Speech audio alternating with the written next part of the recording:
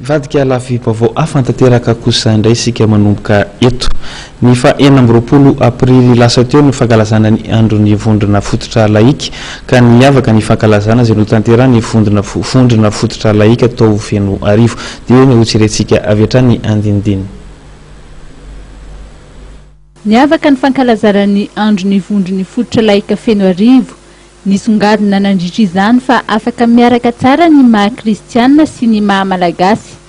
Nasandratra ny maha malagasy tamin'ny fanehoana ny kolontsaina malagasy amin'ny alalan'ny aiteny, ny hira sy ny dihy ary ihany koa ny fomba fitafy.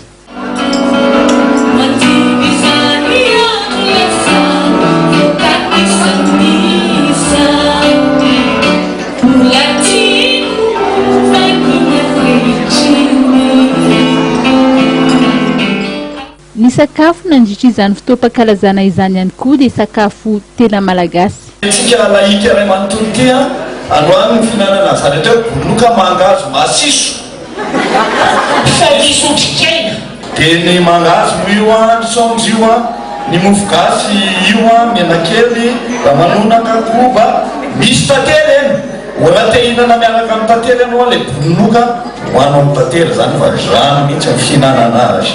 Na ireo mpanosina ny lanonana azy dia samy naneho ny fitafy malagasy avokoa. Satrio